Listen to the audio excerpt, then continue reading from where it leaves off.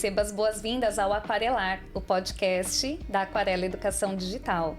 Eu sou a Priscila Jordão e hoje nós estamos recebendo uma convidada muito especial, a Jennifer Machado. Seja muito bem-vinda, Jennifer. Obrigada, Pri, pelo convite. Eu estou muito feliz em estar aqui. Ai, obrigada. Muito bom ter você aqui. E a Jennifer tem um currículo maravilhoso. Ela é formada em biologia, é pós-graduada em neurociência educacional, tem mais de 13 anos de atuação na educação em diversas áreas, como consultoria educacional, farmacêutica, telecomunicações e meio ambiente. Amplo conhecimento em treinamentos técnicos, comportamentais e institucionais. Mais de 10 anos em artes cênicas, aplicando técnicas teatrais e storytelling nas experiências de aprendizado. E é também especialista em design instrucional EAD. Uau, que currículo! Diversificado, né? Bem diversificado. E a formação em biologia é interessante, né? Porque você também atuou no meio ambiente, né? Muito bacana. É a minha parte preferida. Ai, que gostoso.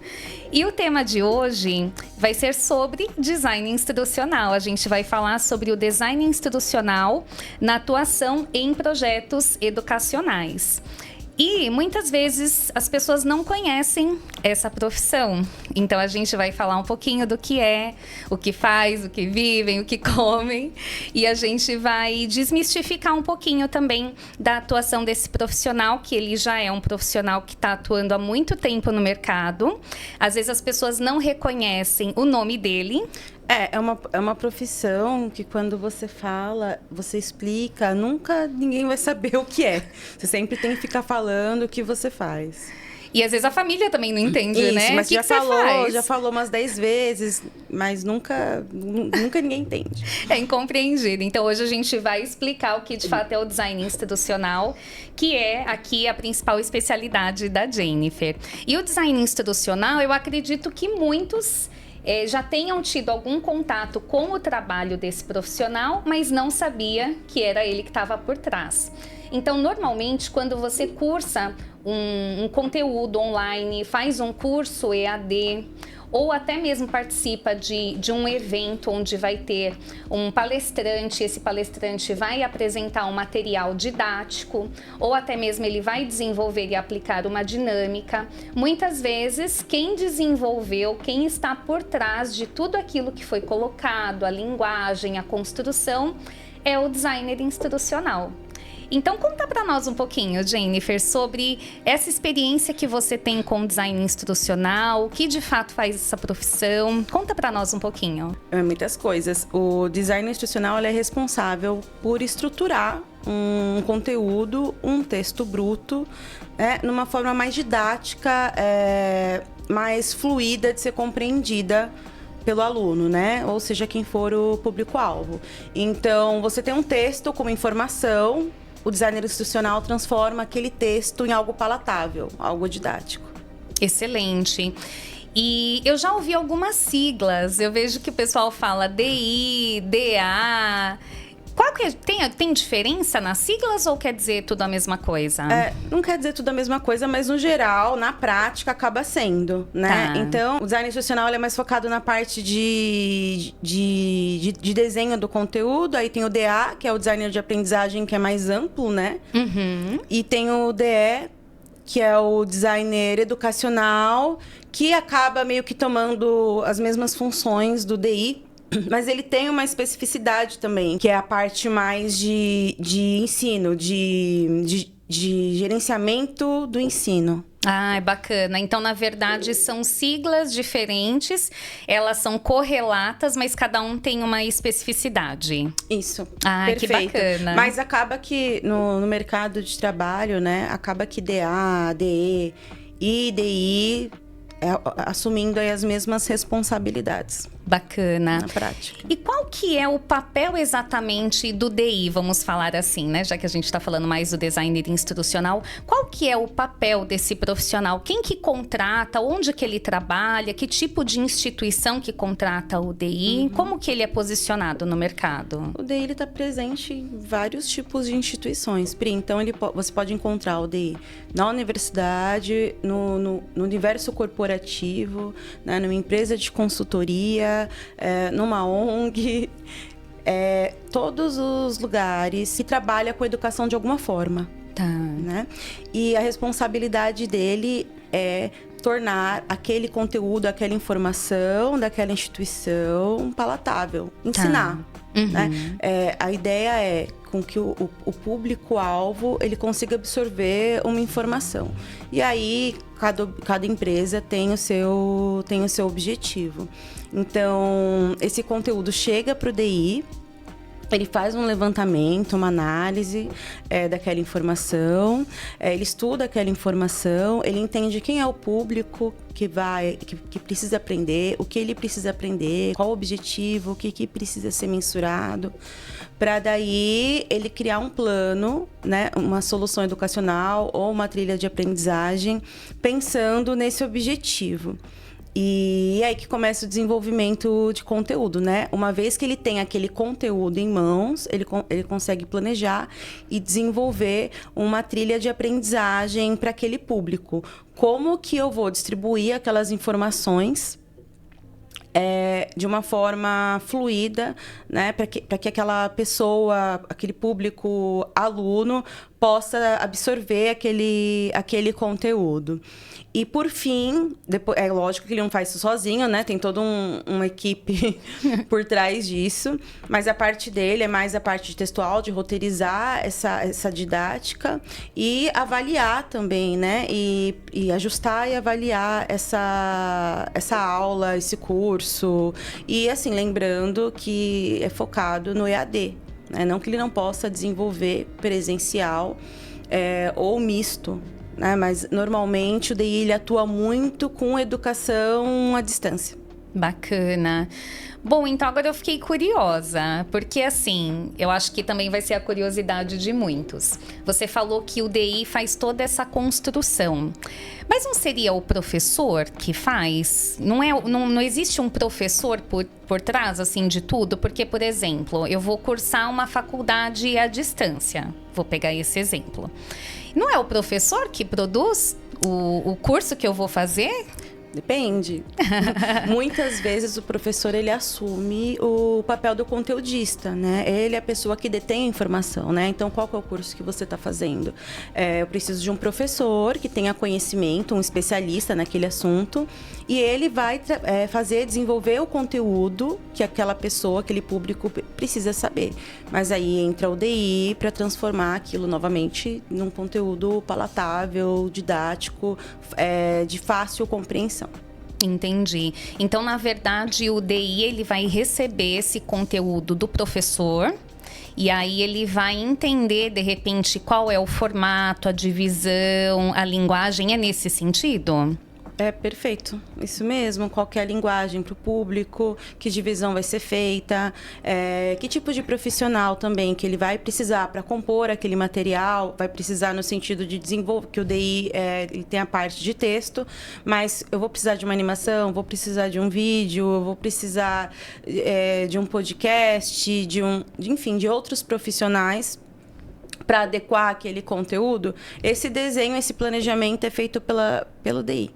Ah, entendi. Bom, já aconteceu comigo, deve já ter acontecido com você e com você também. De muitas vezes a gente acessar um curso e ele ser só texto. Texto, texto, texto, texto. E aí você fica cansado de ler e a gente está falando, né, como a gente está focando aqui no digital, de você ficar lendo ou pelo celular ou ficar lendo no computador e cansa, fica muito cansativo e às vezes parece que o texto está sempre indicando um grupo, mas ele está falando individualmente com cada pessoa que está acessando o material. O que o DI poderia fazer? Será que esse material normalmente tem um DI envolvido? Da forma que você está falando, eu entendo que não, né? Que é um material desenhado de forma ampla, sem um direcionamento de público. E aí, um DI deixaria esse material totalmente diferente, né? Primeiro, ele ia ver para quem que é, né, esse material, para que tipo de pessoa qual o público, enfim, colher todas as informações desse aluno para eu conseguir desenhar. E pensando no material EAD, eu estou sempre falando com uma pessoa, né? No EAD a gente não fala com várias, né? Como num presencial, não é vocês, é sempre você. Então, a gente também faz todo esse ajuste de texto, né? Deixa esse texto no formato pré-educação à distância, né? Então, eu estou conversando com a Priscila. Então, é para ela que eu vou direcionar esse conteúdo. Aí você citou, é só texto. É uma leitura. É possível, você também vai aprender, também tem informação, mas a ideia do DI é deixar esse conteúdo mais interessante, mais atrativo, divertido, facilitar o aprendizado, né, dessa pessoa. Então, ele vai transformar aquele texto bruto naquelas informações que muitas vezes é uma informação muito rica, com muito valor, só que a gente consegue fazer uma estruturação. Olha, aqui eu posso, de repente, gamificar essa parte, aqui a gente pode fazer um vídeo para esse assunto que fica de mais fácil compreensão, ou, de repente, nós podemos colocar outros objetos educacionais nesse texto, né? Essa parte aqui, que é uma parte mais técnica, a gente pode simular, a gente pode desenvolver um simulador, e aí entra... A gente vai começar a falar aí de um outro mundo, né? Um universo de objetos possíveis voltados para a educação. Interessante. Então, significa que, de repente, esse curso que eu acessei online, me cadastrei, paguei por ele tem só texto.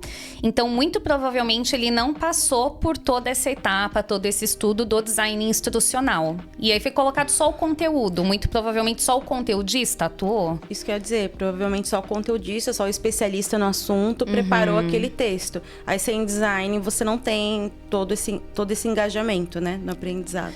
Interessante, porque assim, muitas vezes a gente tem conteúdos que são técnicos, né? Vamos supor, engenharia. E aí o engenheiro vai lá e escreve tudo aquilo que ele aprendeu, toda a parte que ele tem mais teórica, e ele vai escrevendo. Se o designer instrucional não entrar em atuação, significa que esse material vai, teoricamente, cru para a pessoa que vai cursar. Então, não vai ter todo esse trabalho, porque pelo que você explicou, então, o DI, ele vai não só colocar o texto, mas ele vai fazer os complementos. Então, de repente, um trecho daquele texto pode se tornar um vídeo, um outro trecho pode se tornar um game, e aí o DI também vai traçando estratégias de objetos, né? Perfeito, Pri. Vai fazer todo o desenho instrucional, educacional daquele texto. Interessante, porque aí também não fica tão cansativo. Então, acho que um dos papéis aí do DI é não deixar o conteúdo cansativo, é deixá-lo mais atrativo, mais engajador, deixar que a pessoa tenha vontade de acessar aquele material. De acessar o material, né? de engajar, né, principalmente. Porque curso cansativo ninguém merece, né? Não, gente, é bem difícil. Ainda mais hoje que a gente tem também a questão das redes sociais, tudo está muito acelerado. Então, se a gente não colocar itens de objetos educacionais atrativos e ir mesclando também isso, se torna um curso chato e aí a pessoa não tem interesse em estudar. Mas até nisso a gente pensa, né? Como que é hoje 2024, né? Quem são as pessoas hoje? Principalmente na hora de produzir vídeo, né? Que antigamente a gente tinha uma cultura de, olha, a informação tem 15 minutos, então a gente vai ter 15 minutos de vídeo, 1 hora de vídeo. Então a gente sabe que se eu quero alcançar, se eu quero que aquela pessoa leia o conteúdo, que ela faça X absorção de conteúdo, eu preciso ter uma estratégia para que aquilo seja visto, né? Não só acessado, para que aquilo seja compreendido, né? Então, hoje, os vídeos, quando a gente vai trabalhar num vídeo, seja na educação, seja numa faculdade, numa universidade ou numa empresa corporativa ou qualquer instituição que tem o foco à educação, a gente tenta minimizar muito o tempo das coisas. Então, o curso, ele tem que ser menor. Mas eu preciso de um curso, sei lá, de 300 horas. Tudo bem, então a gente vai estabelecer que ele seja modular, né? Para que a pessoa não seja um curso muito pesado, muito cansativo, que perca o interesse, de repente não acesse, vai direto só para as avaliações. A gente vai trabalhar de uma forma que atenda a cabeça do indivíduo hoje. hoje, né? Um vídeo de 5 minutos, você morre, você precisa ir que seja muito mais rápido, né? A gente trabalhava antes com 5, aí depois a gente foi para 3. Agora a gente tá assim, nossa, 30 segundos de vídeo é perfeito. A gente tá sem paciência, né, Jennifer, de assistir coisas longas. Isso. E as redes sociais estão causando isso, né? Porque cada vez mais as coisas estão muito curtinhas, né? Muito rápidas. Independentemente se isso é ruim ou é bom, a gente tenta atender a forma que a gente está aprendendo hoje, porque a gente tem um objetivo para ser alcançado. Exato. Então não adianta, se eu tenho um público que não aguenta assistir 2 minutos de vídeo, eu não vou pôr 5 minutos de vídeo para ele. Excelente. E o designer institucional vai fazer essa análise, então também da carga horária, vai observar o que funciona para cada público. Porque pelo que você está me explicando, o designer institucional ele não atua só com adultos. Ele também pode atuar em diversas vertentes, com diversas faixas etárias. Faixa etária, sim. Aí vai depender da especialização dele, do conhecimento dele, né? Então, e do que do objetivo da própria pessoa, do próprio designer, né? Então, eu, por exemplo, eu sempre não, né? Eu direciono a minha profissão para o público adulto, mas eu já passei por várias experiências que eu direcionei. Teve diversas vezes que eu tive que direcionar o meu conhecimento para o público adolescente, e até para o infantil, né? Que eu também já trabalhei. Então, sim, adolescentes, crianças no geral, eles também precisam do DI. Na escola, apesar de o ensino ser presencial, existem aulas online, né, aulas optativas, e o DI também está presente nessas aulas, né?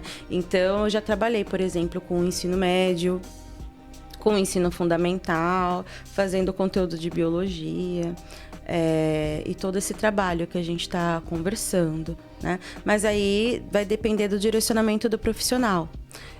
A maior parte do meu conhecimento é direcionado para o público adulto, mas eu também faço aplicações para adolescentes e crianças. Muito bom. E eu me recordo de um projeto que nós atuamos Olha juntas. só, mesmo? Foi um projeto da Aquarela, inclusive, algo até não muito de longa data, porque a Jennifer e eu nos conhecemos de longa data, mas eu me recordo que a gente trabalhou num projeto que era voltado para a educação do ensino fundamental. E um dos papéis do designer institucional é desenvolver o storyboard, que aí eu quero que você conte também um pouquinho para nós. O que é o storyboard na vida do designer institucional? O que significa storyboard, roteiro? Conta um pouquinho para nós o que é essa fase. É quando a gente prototipa o nosso objetivo, né? Então, nesse projeto em específico, eu lembro muito bem dele, era pro ensino fundamental, né? Isso, era Fundamental 2, acho que era Fundamental 9º ano. E era um assunto super bacana, né? Era sobre diversidade. Sim. Aí entrava em vários temas interessantes aí, foi bem bacana. E a gente chama de storyboard o roteiro, o protótipo do curso. Né? Então, quando eu vou desenhar um curso para esse público, por exemplo, o que eu pensei, né? Quando eu estava desenhando para o ensino fundamental, qual é a experiência que eu quero que ele tenha quando ele fazer aquele curso? Como o que eu estou fazendo não é o objeto final, porque ainda vai passar por outros profissionais, né? Aí pode ser o pessoal do audiovisual, designer gráfico, os programadores, o motion, enfim. Uma diversidade aí de pessoas que atuam também junto com um designer educacional. Eu tenho que pensar em todas essas pessoas quando eu estou construindo esse roteiro que vai receber esse objeto, né? Então, eu estou desenhando um roteiro de vídeo, eu estou desenhando um box de atenção, que seja do simples ao mais complexo, né? Eu estou pensando no público-alvo, né? Na pessoa do audiovisual que vai receber essa informação, no designer gráfico que vai receber essa informação para animar aquele personagem, ou aquele botão. E aí vai depender da estratégia que você elaborou, né? Tá. Se eu tenho vídeo, eu tenho audiovisual. Se eu tenho animação, provavelmente eu tenho ilustrador, eu tenho programador para atuar, eu tenho um designer gráfico, que são as pessoas que vão dar vida, cor, que vai trazer a identidade visual para aquele curso, que vai trazer beleza, né? A parte de perfumaria do curso. Entendi. Então tem uma equipe grande. O designer institucional, ele não trabalha sozinho, só ele não produz o curso e publica numa plataforma. Não, ele é a pessoa que cuida do texto e direciona o conteúdo para os demais profissionais, né? Tá. E também, a gente não pode esquecer do consultor educacional, que tem um papel muito importante, né? Também ele trabalha alinhado com o DI, né, para alcançar o objetivo educacional. Ai, bacana. E o designer institucional, ele faz a revisão também do texto? Porque ele, pelo que eu estou entendendo, ele escreve também bastante. Ele vai ter bastante participação de escrita, mas ele recebe boa parte da escrita do professor. E aí ele vai fazer, do professor ou do conteudista, ou do especialista, né? Depois ele vai fazer essa divisão. Ele faz a revisão final também desse texto? Como que funciona essa parte de revisão de texto? Tem DI que faz, mas a gente sabe que não é o recomendado, né? Porque cada um tem a sua função. Então, quando eu estou trabalhando num projeto educacional e eu estou já cuidando da estruturação desse texto, é claro que você se atenta para concordância, para gramática, para ortografia. Só que não é um trabalho rápido. E nem é um trabalho fácil, é um trabalho que exige muita atenção. E às vezes o projeto é longo. Então, não é recomendado que a mesma pessoa que fez toda a estruturação do curso, lê aquele trabalho, às vezes, sei lá, muitas vezes, também faça a revisão ortográfica, né? Entra aí mais uma pessoa nessa equipe, nessa grande equipe, que é o revisor ortográfico. Tá. Então, além de tudo, tem o revisor também. Ele normalmente atende a revisão quando o projeto chega bruto, né? Ele já deixa o texto redondo, gramaticalmente falando, para o DI. E quando a gente finaliza o curso, tem uma outra revisão. Porque esse texto, ele é muito mexido, ele é alterado. Então, sempre passa por pelo menos 2 revisões. Sempre não, né? É o ideal. 2 etapas de revisão, Exatamente. Então. Que interessante. É uma grande equipe para produzir um único curso que muitas vezes você acessa e você nem imagina quantos profissionais tem por trás. Então, é uma equipe bem grande. E essa equipe, ela trabalha tudo junto ao mesmo tempo? Ou cada um vai atuando numa fase? Tem uns que atuam mais de uma vez no projeto? Você consegue qualificar como que é essa atuação dos profissionais dentro de um projeto educacional? Depende da organização e de onde você trabalha e como você gosta de trabalhar. Vou falar de mim. Tá. Quando a gente inicia um projeto, a gente tem que ter o briefing, saber o que é esse projeto, para quem que o que a gente quer alcançar. E aí a gente se reúne. E normalmente nessa reunião, a gente tenta ter o máximo de profissionais possíveis presentes, né, que vão participar desse projeto. Então é aquela reunião que está todo mundo vai participar, do revisor, né, passando aí pelo programador, pelo DG. Porque a gente tem que estar tudo no mesmo caminho, né? A ideia é se alinhar sobre as necessidades do projeto para que aquele projeto se converse, né? Porque ele vai passar por várias mãos, né? Então todo mundo tem que estar alinhado. Então começa com todo mundo. E aí depois vai para o design institucional, que faz todo o desenho, a roteirização do curso. E aí depende. Pode ir para o DG, fazer direto a diagramação do curso, colocar as animações, ou as fotografias, ou a ilustração. Simultaneamente, está indo também para o pessoal do audiovisual, que faz a gravação, que faz o videocast, que faz o podcast. Depois que passa por todas essas pessoas, volta para o design institucional, que é feita uma validação. para ver se todos os recursos estão funcionando, se está tudo atendido. Sempre tem ajuste para ser feito, porque os projetos são grandes, né? Então, a gente vai ajustando o conteúdo até ele atingir o nosso objetivo. E tudo isso, gente, num grande cronograma, com muitas etapas, né? Que são as etapas de produção, etapas de qualidade, etapas de revisão, etapas de validação. Muitas etapas. São muitas etapas para tudo dar certo no fim, Pri. Bacana. E pensando agora um pouquinho aqui do que a gente comentou do storyboard que você estava fazendo para o ensino fundamental. Eu observei, quando eu vi o seu storyboard, que você trouxe muitas imagens ilustrativas e a maioria delas eram ilustrações de crianças, ilustrações sobre a diversidade religiosa, né? Como foi um tema de diversidade que você estava construindo. E eu lembro que você usou muita ilustração e a linguagem também era uma linguagem mais para o público infanto-juvenil. Então, eu percebi que você trouxe ali todo esse cuidado para conversar. Eu me divirto muito. E aí ficou muito legal e ficou gostoso, porque era um tema que a gente recebeu o conteúdo bruto que não estava tão legal, que normalmente é o especialista que traz. E você foi trazendo ali como uma brincadeira, mostrando num contexto escolar como que poderia ser feita essa parte de respeito às diversidades. E as ilustrações que você trouxe eram muito bonitas, visualmente falando. Elas seguiam todas um mesmo traço e você não ia finalizar, né? Você não é a finalizadora, mas eu senti esse cuidado na seleção das imagens e a linguagem estava muito gostosa, né? Daí também mexe com imagem. E como? Nossa, eu acho que a parte, pelo menos pra mim, cada day tem o seu algoz, mas pra mim, a parte de imagem é a que mais demora, porque eu gosto muito, eu me divirto muito fazendo. Por isso que quem trabalhou comigo e vê o meu trabalho sabe que a parte de imagem tem uma seleção especial. Porque eu gosto. E por isso eu falo que é difícil. Eu demoro.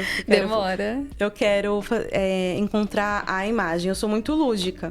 E eu me divirto muito fazendo os roteiros. Ainda mais quando conceitos, né?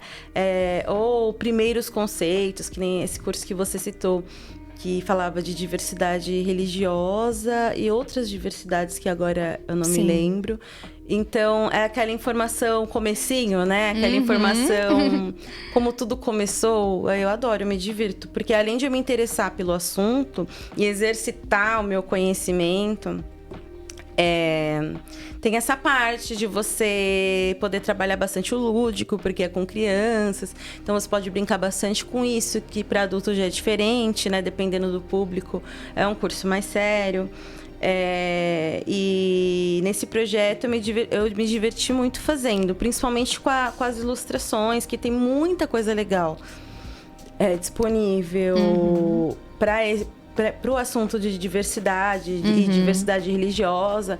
E a gente tem muitas religiões, então então é muito legal. Você, vou falar disso. E a linguagem para criança é uma delícia, né? E aí, pensando nos conceitos aqui, porque a gente está falando, então, muito da aprendizagem no conceito da pedagogia, mas a gente sabe que existem também mais dois conceitos voltados tanto para a fase adulta, que é a andragogia, então é o ensino para os adultos, mas tem também a eutagogia, que é quando a gente tem essa autoaprendizagem, que é muito conceito que a gente está falando aqui do EAD, de você sentar na frente do seu computador ou você acessar um curso pelo celular, que é a autoaprendizagem. O adulto se autorresponsabilizando ali pela aprendizagem dele. E aí eu trouxe até um livro que fala um pouquinho sobre esses conceitos. Gostaria de recomendar essa leitura, chama On Learning, do José Cláudio Securato. É uma leitura muito bacana, ele aborda, inclusive, sobre os conceitos de aprendizagem e também o papel do designer institucional. Então, é uma dica de leitura que eu deixo. E aí, qual que é a diferença, Jennifer, para a gente falar dessa parte de linguagem, o que eu preciso conhecer mais do público para traçar a linguagem ideal para cada um deles? Eu tenho uma linguagem da pedagogia, eu tenho outra para andragogia, outra para eutagogia. Como que a gente vai nivelar essa linguagem? Eu penso assim, eu quero alcançar aquela pessoa, né? Eu quero que ela absorva aquele conteúdo. Então, não adianta só classificar por adulto, criança ou adolescente. Eu tenho que saber qual é a ocupação qual o papel ocupacional daquela pessoa, né? Então, eu estou falando com quem? Eu estou falando com outro professor, eu estou falando com um atendente, eu estou falando com um policial. Eu preciso saber qual o papel ocupacional dessa pessoa. E isso já, às vezes, o próprio título do curso ou o objetivo do curso já diz bastante, né, a respeito desse público. E a linguagem é muito importante, né, para engajar essas pessoas na leitura, nas atividades. Então, eu não vou... dependendo do público, eu vou usar uma determinada atividade que para outro público não vai engajar, né? Ou imagina uma criança, por exemplo, fazendo uma atividade de quiz, de ligar conceitos sem imagem, sabe? Não é divertido, né? Aí acaba que você entrega um curso, se você não estuda o público para qual você está desenvolvendo aquele projeto, você acaba entregando um curso que ele vai ser castigado, talvez não aprenda e deu tudo errado. Então é muito importante, né, a gente ter essa visão. E na aquarela, o designer instrucional, ele tem esse papel estratégico de receber esse conteúdo que muitas vezes a gente tem do especialista, do profissional que entende do material, do professor, enfim, do especialista do conteúdo. E o designer instrucional vai fazer exatamente isso. Ele vai fazer uma imersão naquele tema, entender o que ele precisa transmitir, muitas vezes sintetizar aquele assunto para poder escolher qual é o melhor objeto, traçar a melhor estratégia e também fazer essa distribuição, muitas vezes modular, muitas vezes em capítulos. Então, o designer instrucional, ele é um dos profissionais que faz parte da aquarela, assim como toda a equipe, como a gente mencionou. A aquarela trabalha muito com todos esses profissionais e o designer instrucional tem esse papel fundamental, que é entender o material, entender o conteúdo, conhecer o público e desenvolver aí a melhor linguagem para se comunicar diretamente com ele, né? E então a gente tem muitos benefícios. Ter um designer instrucional é fundamental. Precisa, gente. O fundamental. Precisa, não tem jeito. Tem que ter ali o DI para olhar o texto, para diagramar, saber onde vai colocar aquela informação, como que o público vai aprender, vai absorver aquela informação. É fundamental, como você disse. Então tem muitos benefícios, né? Pelo que eu entendi, a gente pode não só ter um material melhor, mas que se comunique também com esse público, o público-alvo do material. Então, eu vou conseguir ter uma linguagem mais adequada, uma divisão de carga horária, que é muito importante. Então, saber qual que é a característica do público para eu determinar a carga horária, se vai ser maior, se vai ser menor. O tipo de comunicação, a distribuição dos objetos, se de repente eu pego todo aquele texto grande e faço só um curso, ou então um curso e um vídeo, um curso e um game, então ele vai distribuindo da melhor forma junto com o consultor educacional, como você disse, né, traçando as melhores estratégias. Então a gente tem diversos benefícios com esse profissional. E por fim, um material aderente ao que você precisa. Excelente. E dentro desses parceiros profissionais que o DI atua, tem algum que o DI tem uma caminhada mais próxima ou ele vai traçando aí com toda a equipe junto? Tem algum profissional que ele caminha do início ao fim? Como que você percebe a trajetória de um projeto do DI? Eu acho que depende muito do projeto, né? Então, em alguns projetos você vai atuar muito com o conteudista, porque traz conceitos ali que não é de fácil compreensão, então ele precisa estar validando, né, a estruturação que você está fazendo com aquele conteúdo.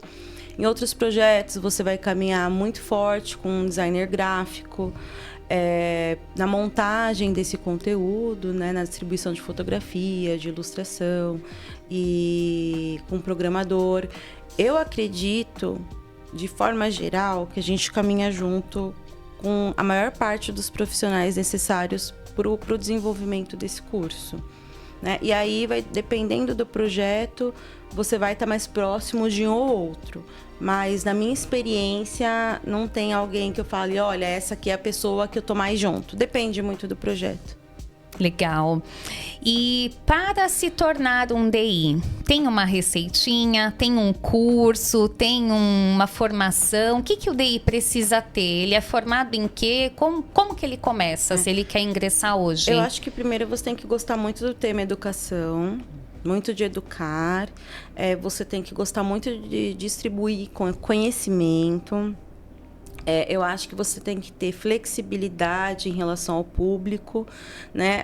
Eu gosto mais do público adulto, mas dependendo do que você for fazer, de onde você for trabalhar, você vai ter aí públicos variados. Na verdade, o público vai ser sempre variado, né? Ainda que você trabalhe só com adulto, não é o mesmo público.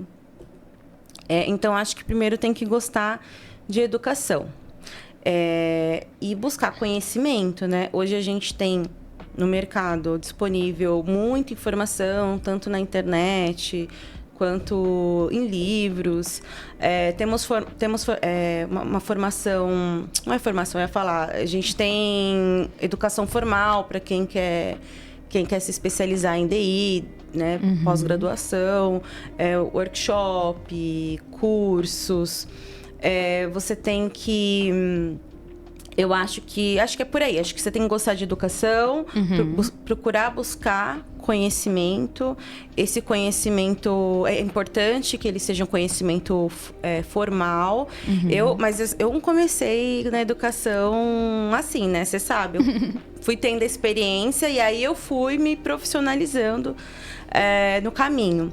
Mas para quem está pensando, que quem não tem a oportunidade agora de CDI, precisa ganhar conhecimento, experiência, eu oriento a estudar, né, entre a eutagogia, a você ser protagonista da sua educação, entrar aí na internet, pesquisar bastante. E eu acho que e-learning é isso também, né? EAD é muito isso. Eu acho que ele democratiza o acesso à educação para uma parte da sociedade, aí para quem tem acesso à internet. Porque antes a gente, para estudar, tem que levantar aí várias necessidades, e uma delas é se você consegue tá na escola, né? Eu mesmo, quando eu fiz faculdade, eu lembro que eu saía do trabalho de um lugar muito longe, e a minha faculdade era em outro extremo, e aí eu saía correndo para ir para a faculdade, não conseguia pegar as 2 primeiras aulas. E depois que eu saía da faculdade, eu ia para minha casa, que também era em outro extremo, e às vezes eu não conseguia pegar o último ônibus, socorro. Mas isso assim, eu era jovem, eu fazia. Agora, se eu precisar passar por isso, eu não preciso, porque tem o EAD, né? Então eu consigo estudar à distância. E eu acho que a educação à distância, ela democratiza, né? Quem trabalha muitas horas por dia, ou quem tem família para cuidar, outros compromissos, que dificultaria muito o acesso a universidades ou outros tipos de instituição ou educação. Eu acho que o EAD possibilita você estudar, né, de todas as formas, na sua casa ou em outros lugares. E o e-learning é muito isso também. Então, pelo que eu estou entendendo, você produz e também consome EAD. Produz e consumo. Muito bom. E, bom, nosso bate-papo está chegando ao fim. Quero te Foi muito bom, agradecer Pri. demais. Obrigada. Te agradecer demais por essa oportunidade, por esse momento, por você compartilhar da sua trajetória. Mas antes de encerrar, eu gostaria que você se recordasse, de repente, de algum case de sucesso, de algum momento seu de DI que marcou bastante, para que a gente tivesse isso como mensagem final. Tá, eu vou falar um que marcou bastante pra mim. Tá bom. Era a produção de uma revista digital. Ah, eu nunca tinha feito uma revista. O quê? Revista digital, foi isso mesmo que eu ouvi? Revista digital. E eu nunca tinha feito, né? E eu tava falei assim, agora. E eu tinha um prazo muito curto pra desenvolver na época. E aí eu fui tentar buscar referências na internet, não achei nada. E aí eu peguei revistas físicas e comecei a olhar as revistas. E eu falei assim, tá, eu vou fazer uma revista digital. E vou pegar as referências aqui da impressa. Da impressa.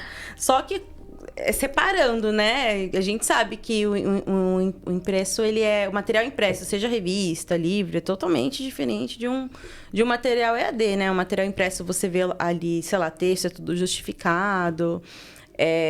As páginas têm numeração, porque existe um índice, os títulos têm numeração. Já o EAD não tem nada a ver, não tem numeração, não precisa, pode ter um menu, mas não precisa, porque se tiver, você clica e vai direto para a informação. Não é legal você ter um texto justificado, até porque dificulta muito a leitura, né? Uma leitura mais difícil, a leitura online. Né? Livro você consegue lá acompanhar com o dedo, né? E leitura online não. Então é interessante, importante, até que os textos tenham tamanho diferente. Então eu fiz a revista com uma referência de uma física, mas pensando em todas essas adequações para o digital, para o EAD. Uhum. E eu não tinha referência de outra revista digital. E aí eu fiz o USB dessa revista, eu montei aquele USB com aquelas imagens de revista, que eu achei incrível. Me diverti muito fazendo, colocar texto em caixa. Achei divertidíssimo. E quando foi para validação, eu pensei, vai voltar tudo. Nunca fiz uma revista digital. E foi incrível. Foi incrível. Acho que foi o meu primeiro trabalho que eu lembro que eu entreguei e que teve uma repercussão, assim, muito maravilhosa. Atendeu.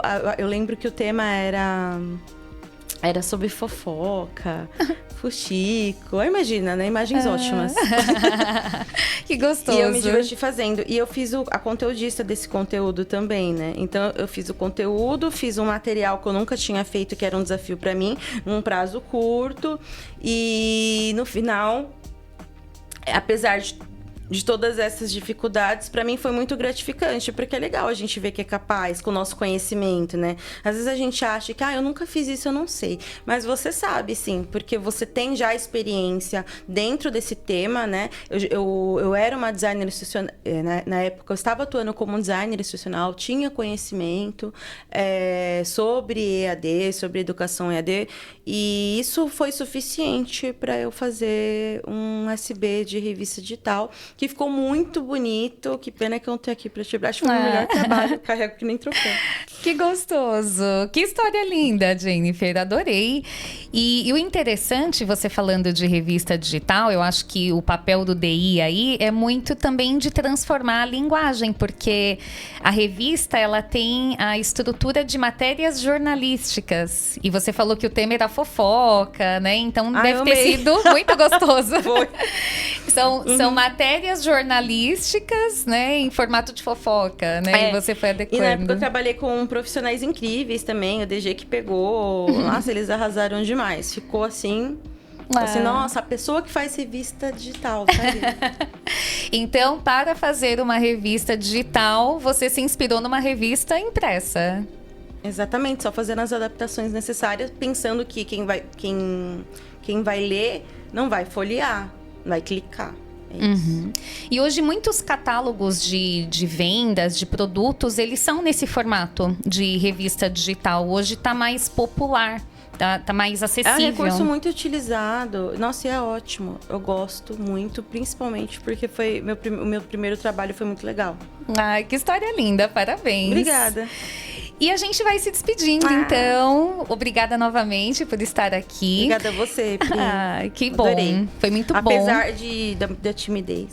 Imagina, a Jane acostumada. Na próxima eu vou estar mais... Imagina, foi ótima.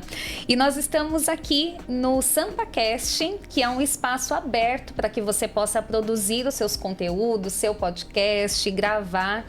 E tem o Vitor, que dá um suporte aqui para nós. Além de toda a tecnologia do espaço, a gente tem o Vitor também para apoiar.